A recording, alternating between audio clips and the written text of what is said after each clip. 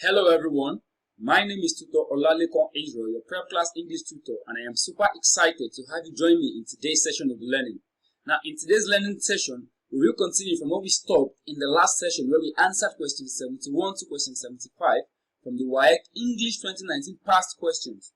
So in this video, we will be answering question 76 to question 80. So before we begin, take a moment to subscribe to this channel, turn on the post notification so you can be notified whenever we upload any new content. Alright, let's begin. Question 76. Now we have a passage. Now the instruction reads, in the following passage, the numbered gaps indicate missing words. The numbered gaps indicate missing words. Against each number in the list below the passage, 4 options are given in columns lettered A to D. Choose the word that is most suitable to fill the numbered gaps in the passage. So in this passage, we have the numbered gaps 76 to 80. So we have to select the most suitable option to fill the numbered gaps. So let's read the passage now. At exactly 4:30 p.m., the referee signaled for the start of the match. The supporters were singing and dancing in the dash. Now we have the numbered gap 76. So we have to select the most suitable option to occupy the position of the numbered gap. Moving on. Both teams played very well, but dashed a lot of chances. Now we have the numbered gap 77. So which option is the most suitable option to fill the numbered gap 77? After playing for 45 minutes, the referee stopped the match for the halftime break. During this brief break, the dash of both teams came out to warm themselves up. Now we have the numbered gap 78. So we have to select the most suitable option to fill the numbered gap 78. Moving on. When the match resumed, the home team now played better.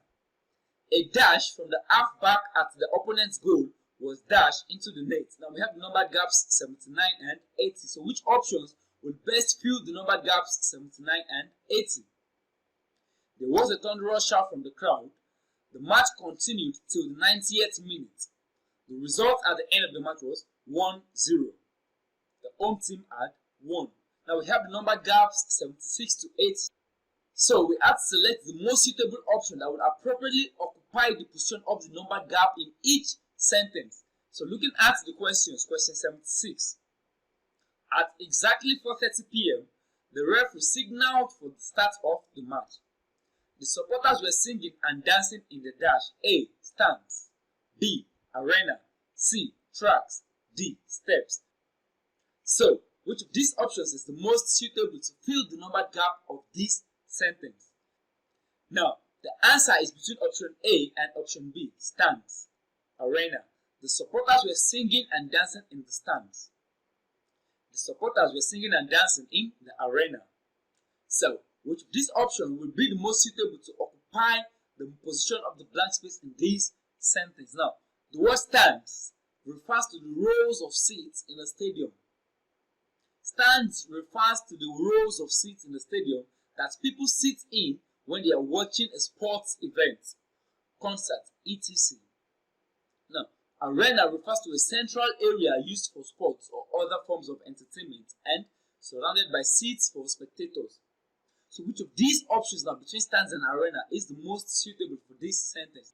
Now, an arena is enclosed and a stadium sometimes has an open roof. Now, football is usually played in a stadium, while basketball and other sports typically hold their games in arenas. Now, fans are always positioned in the stands for the football games. Fans are always positioned in the stands for football games. Now, sports like basketball makes use of arena, but football makes use of stadium, and fans are always positioned in the stands. Stands refers to the rows of seats in a stadium. Remember, football is always played in a stadium. Basketball is always played in an arena. So stands refers to the rows of seats in a stadium that people sit in when they are watching a sports event. So the answer to this question is option A. At exactly 4:30 p.m., the referee signaled for the start of the match. The supporters were singing and dancing in the stands. Okay, moving on to the next question, question 77. Both teams played very well, but dashed a lot of chances. A. But squandered a lot of chances. B. But lost a lot of chances. C. but diverted a lot of chances. D, but dropped a lot of chances. So which of these options will best complete this sentence? Now, when players or teams fail to take their chances, when players or teams fail to take their chances, it is said that they lost their chances. So the answer to this question is option B. Both teams played very well but lost a lot of chances. They played very well but they could not convert those chances. They lost their chances. So moving on to the next question, question 78. After playing for 45 minutes, the referee stopped the match for the halftime break. During this brief break, the dash of both teams came out to warm themselves up. A. The coaches of both teams came out to warm themselves up. B. The supporters of both teams came out to warm themselves up. C. The managers of both teams came out to warm themselves up. D. The substitutes of both teams came out to warm themselves up. Now, the answer to this question is substitutes. Substitutes are members of a team that are yet to partake in the game. Substitutes are members of a team that are yet to partake in the game. So, during the halftime break, while the coach addresses the participating players in the dressing room, during the halftime break, the participating players, that is players that were on the pitch before the halftime break, they move to the dressing room and the coach addresses them there. But the substitutes come out to warm themselves. So, during the halftime break, while the coach addresses the participating players in the dressing room, the substitutes come out to warm themselves up. Should they be called upon to partake in the game at any time, they come to warm themselves up in case their services will be required, will be needed at any point in time in the game. So, the answer to this question is option D. After playing for 45 minutes, the referee stopped the match for the halftime break. During this brief break, the substitutes of both teams came out to warm themselves up. Okay, moving on to the next question, question 79. When the match resumed, the home team now played better. A dash from the half-back at the opponent's goal was dash. A. A shot from the half-back at the opponent's goal was B. A kick from the half-back at the opponent's goal was C. A play from the half-back at the opponent's goal was D. A dribble from the half-back at the opponent's goal was. So which of these options is the best, is the most suitable to fill the blank space in this sentence? Now, the answer to this question is shot. A shot from the half-back at the opponent's goal. That is, in association football, shooting is hitting the ball in an attempt to score a goal. So it is usually done using the feet or head.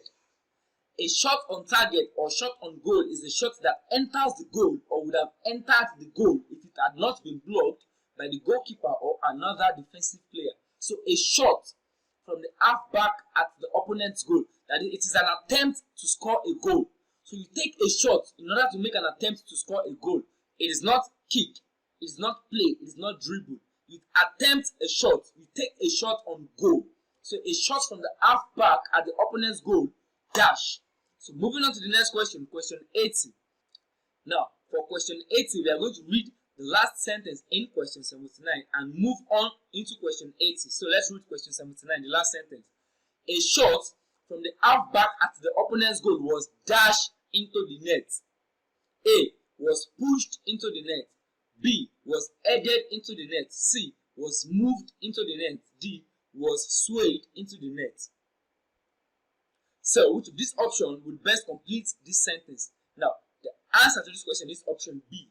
Was headed into the net. Hitting the ball with one's head is known as heading.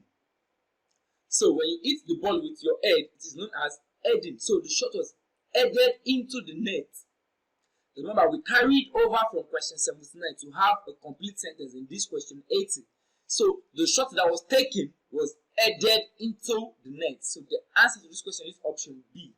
So, let's read question 79 and 80 together to have a better understanding of what the sentence implies. Question 79. Now, when the match resumed, the home team now played better. A shot from the half-back at the opponent's goal was headed into the net. There was a thunderous shout from the crowd. The match continued till the 90th minute. The result at the end of the match was 1-0. The home team had won.